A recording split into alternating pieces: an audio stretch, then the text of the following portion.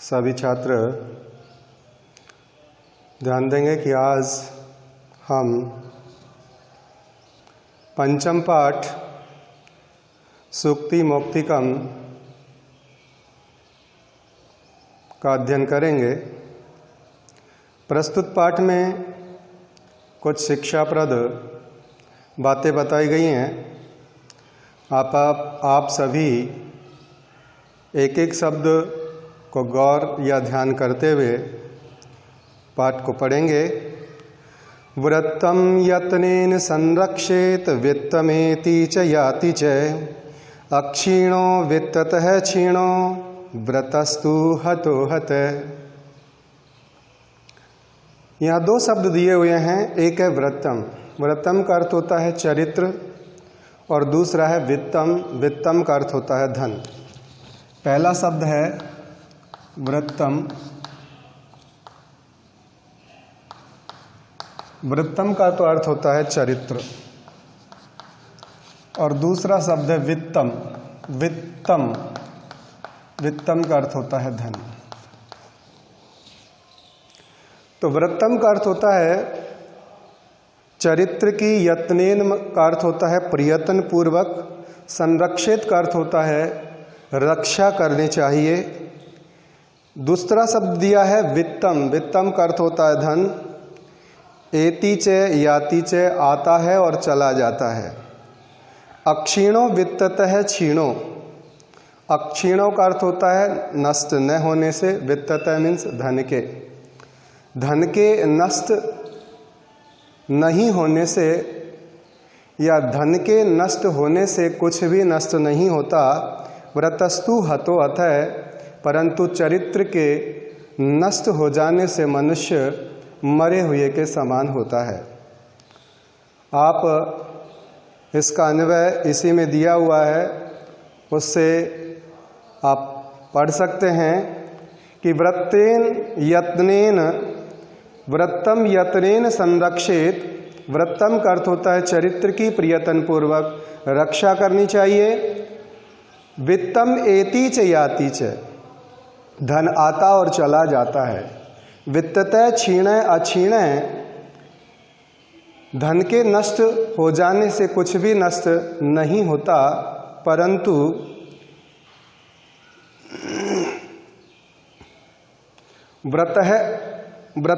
व्रततः तु क्षीणो हतः हतः, परंतु चरित्र के नष्ट हो जाने से मनुष्य मरे हुए के समान है। अर्थात जिसका चरित्र यानी सील नष्ट हो गया, उसका सब कुछ नष्ट हो जाता है।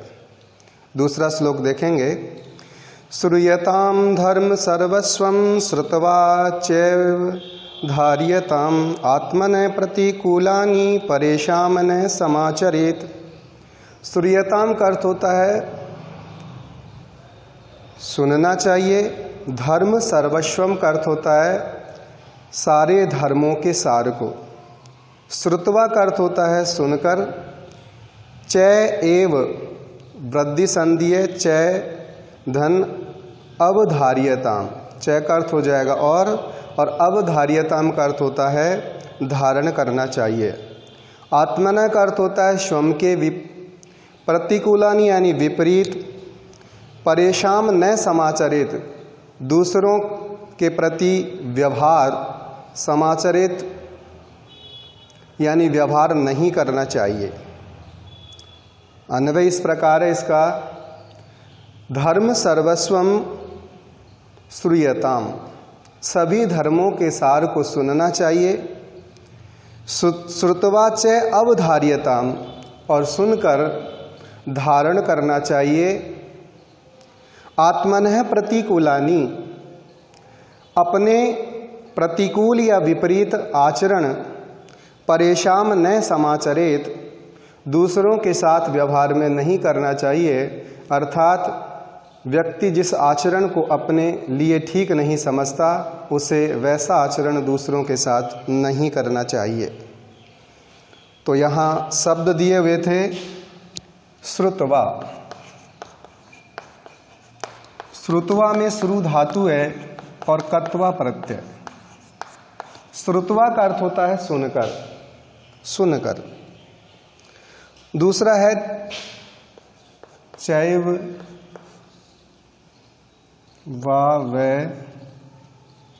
धार्यताम्। संधि विच्छेद होगा चै धन अव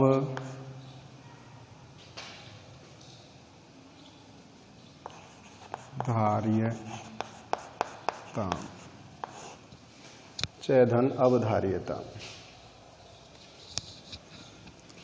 यहाँ वृद्धि संधि का सूत्र लगता है वृद्धि रेचि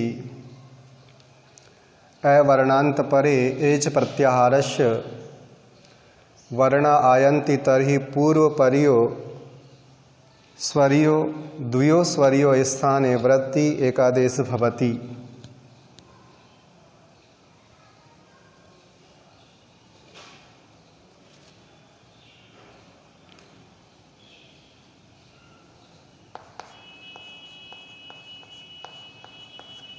इस प्रकार होगा। चै यहाँ ए स्वर, ए के बाद में आ रहा है ए धन ए बराबर आई, ये वृद्धि संधि कहती है। ए धन ए बराबर आई वृद्धि संधि। श्लोक नंबर 3 देखेंगे।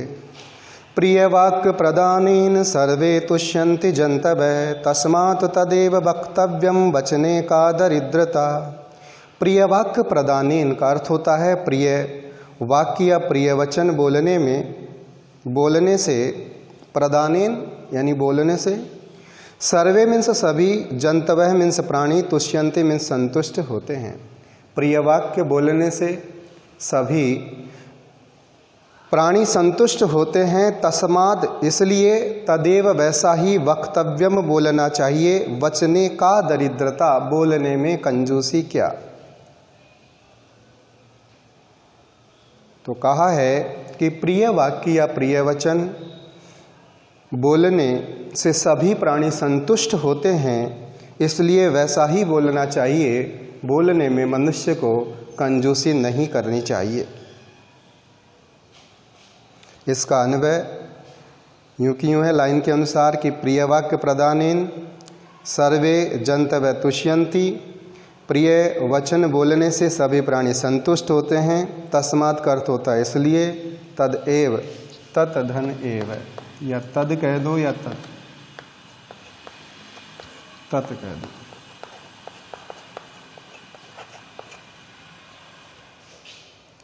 इसलिए वैसा ही, ठीक है, इसलिए वैसा ही बोलना चाहिए।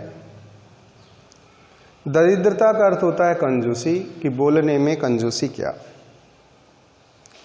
नेक्स्ट श्लोक देखेंगे। पिबन्ति नद्य स्वमेव न अम्भे स्वम न खादन्ति फलानि वृक्षा न अदन्ति शस्यं खलु वारिवाः परोपकाराय सतां विभूतये। इसमें लिखा है पिबन्ति का अर्थ होता है पीती हैं, नद्य मीन्स नदियाँ, स्वमेव यानी स्वम ही या खुद ही, न मीन्स नहीं, और अम्भय का अर्थ होता है जल। नदियाँ स्वम ही अपना जल नहीं पीती हैं। स्वम न खादन्ति फलानि वृक्षा, स्वम ही फलानि मीन्स फलों को, न मीन्स नहीं, खादन्ति मीन्स खाते हैं, वृक्षा मीन्स वृक्ष, वृक्ष स्वम ही अपने फलों को नहीं खाते हैं। न अदंती सस्यम खलु वारिवाहा, वारिवाहा का अर्थ होता है बादल, बादल, खलु का अर्थ होता है निश्चय ही, निश्चय ही बादल अपने द्वारा उत्पन्न, सस्यम का अर्थ होता है अन्न या फसल को, न अदंती नहीं खाते हैं। निश्चय ही बादल अपने द्वारा उत्पन्न फसल या अन्न को नहीं खाते हैं। परोपकाराय सताम विभूतये, परोपकाराय यानी परोपकार के लिए, सताम मीन्स सज्जनों की, विभूतये मीन्स संपत्तियाँ, सज्जनों की संपत्तियां परोपकार के लिए होती हैं। नेक्स्ट श्लोक देखेंगे आप। गुणेश वेव ही कर्तव्य प्रियत्न पुरुषै सदा गुणयुक्तो दरिद्रो अपि न ईश्वरै अगुणै समः।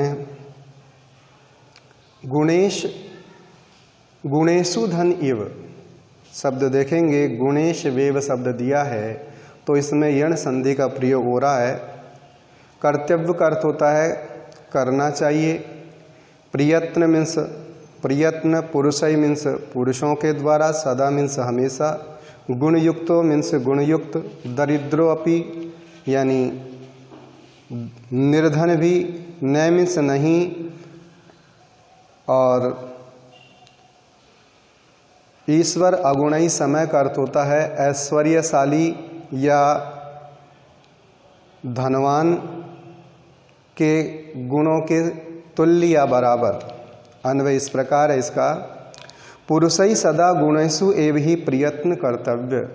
पुरुषै सदा, पुरुषों को हमेशा गुणों के लिए ही प्रयत्न करना चाहिए। गुणयुक्त दरिद्र अपि, गुणयुक्त निर्धन भी, अगुणै ईश्वरै समय न भवति, अगुणै ईश्वरै समय गुणों से रहित ऐश्वर्यशाली या धनवान के समान नहीं होता। अर्थात गुणयुक्त गरीब व्यक्ति भी गुणों से रहित धनवान से श्रेष्ठ होता है। तो आप एक एक शब्द पर गौर करके आगे बढ़ेंगे। नेक्स्ट श्लोक देखिए आप। इसमें लिखा है आरंभ गुरवी क्षयणी क्रमेण लघवी पुरा वृद्धि मति च पश्चात दिनश्य पूर्वार्ध परार्ध भिन्ना छायव मैत्री खल सज्जना नाम। इसमें सज्जन और दुर्जन के व्यवहार के बारे में बताया कि सज्जन कैसा होता है और दुर्जन व्यक्ति कैसा होता है। उसको उसकी तुलना, उसकी समानता छाया से, और छाया भी कैसी, दिन के पूर्वार्ध यानी दोपहर से पहले, और परार्ध का अर्थ होता है दोपहर के बाद की छाया के समान इसमें तुलना की है। तो लिखा है आरंभ गुरवी। आरंभ का अर्थ होता है प्रारंभ में, गुरवी का अर्थ होता है बढ़ने वाली, क्षयणी का अर्थ होता है नष्ट होने वाली, क्रमेण का अर्थ होता है क्रमशः या लगातार, लघवी का अर्थ होता है छोटी, पूरा मीन्स पहले, वृद्धि मति च पश्चात और बाद में बढ़ने वाली होती है। दिनश्य दिन के पूर्वार्ध का अर्थ होता है दोपहर से पहले का समय। परार्ध भिन्ना, परार्ध का मतलब होता है दोपहर के बाद, भिन्ना का अर्थ भिन्न होता है। छायव छाया धन इव, छाया के समान, छाया धन इव गुण संधि का प्रयोग हुआ है। मैत्री मीन्स मित्रता, खल सज्जना नाम, खल का अर्थ होता है दुष्ट और सज्जना नाम मीन्स सज्जन, दुष्टों और सज्जनों की मित्रता। तो हम इसको इस प्रकार पढ़ेंगे। आरंभ गुरवी भवति क्रमेण क्षयणी भवति पुरा लघवी भवति पश्चात च वृद्धिमती भवति दिनश्य पूर्वार्ध परार्ध छाया इव खल सज्जनाम मैत्री भिन्ना भवति। आरंभ गुरवी यहाँ पहले दुष्टों के बारे में कहा है कि दुष्टों की मित्रता दिन के पूर्वार्ध यानी दोपहर से पहले की छाया के समान प्रारंभ में लंबी होती है। आरंभ यानी प्रारंभ में, दुष्टों के बारे में शुरू में कहा है तो पढ़ेंगे। दुष्टों की मित्रता दिन के पूर्वार्ध का मतलब होता है दोपहर से पहले, दिन के पूर्वार्ध यानी दोपहर से पहले की छाया के समान प्रारंभ में गुरवी का अर्थ होता है लंबी, होती है क्रमेण क्षैणी भवती तथा लगातार घटने वाली होती है।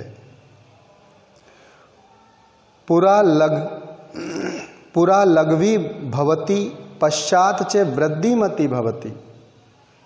अब सज्जनों के बारे में कहा है, तथा सज्जनों की मित्रता दिन के परार्ध, परार्ध का अर्थ होता है दोपहर के बाद, दोपहर के बाद की छाया के समान। तो लिखा है सज्जनों की मित्रता दोपहर के बाद की छाया के समान पहले पुरा लघवी, पुरा का अर्थ होता है पहले, लघवी का अर्थ होता है छोटी होती है, पश्चात च वृद्धिमती भवती और बाद में बढ़ने वाली होती है। तो इस प्रकार इसका अर्थ था, नीचे से इसको अन्वय से उठाया कि दुष्टों की मित्रता दिन के पूर्वार्ध यानी दोपहर से पहले की छाया के समान प्रारंभ में लंबी होती है तथा लगातार घटने वाली, तथा सज्जनों की मित्रता दिन के परार्ध यानी दोपहर के बाद की छाया के समान पहले छोटी और बाद में बढ़ने वाली होती है।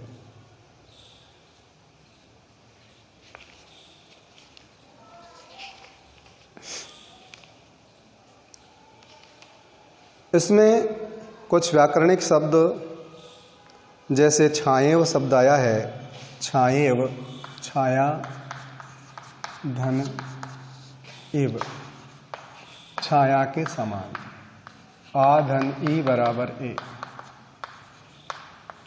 आदिगुण सूत्र चलता है। आदिगुण सूत्र यह कहता है कि अवर्णांत परे ऋस्व व दीर्घ ई स्वर आयाति तरहि पूर्व परियो द्वयो स्वरियो स्थाने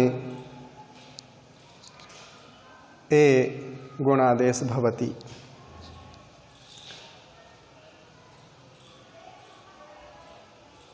ये इसके बाद देखिएगा आप, एक एक शब्द बहुत ही महत्वपूर्ण है, उस पर ध्यान दीजिएगा।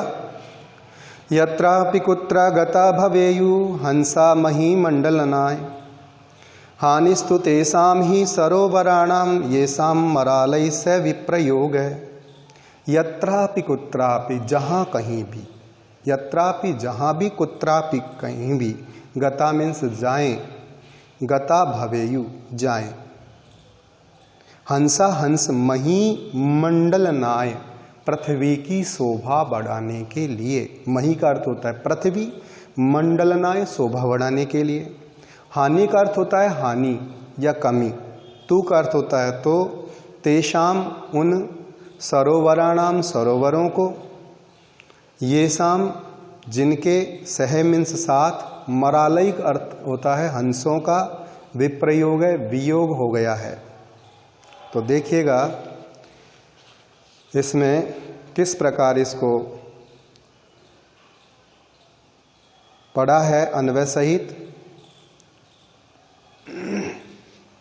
हंसा यत्र कुत्र अपि मही मंडलनाय गता भवेयु।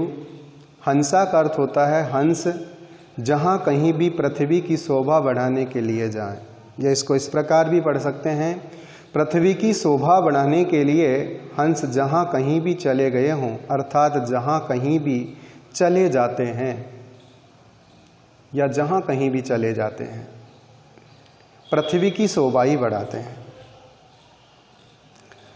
हानिस्तु तेषाम ही सरोवराणाम येषाम मरालय से विप्रयोग है। हानि तो तेषाम सरोवराणाम ही भवति येषाम मरालय से विप्रयोग भवति। हानि तो उन सरोवरों को है जिनका हंसों के साथ वियोग होता है। ठीक है, तो यत्रापि कुत्रापि, इसमें देखेंगे आप, यत्रापि कुत्रापि, कुत्रापि, यत्र धनपि और कुत्र धनपि, कुत्र धन अपि।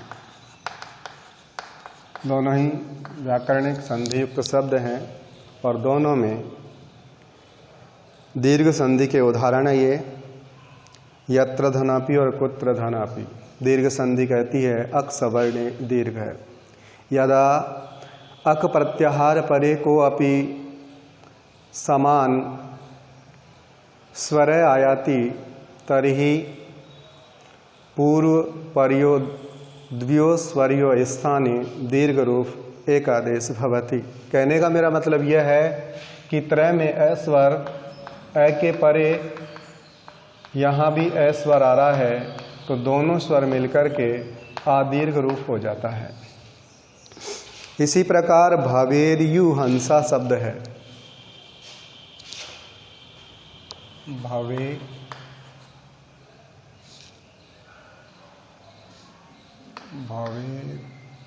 हंसा।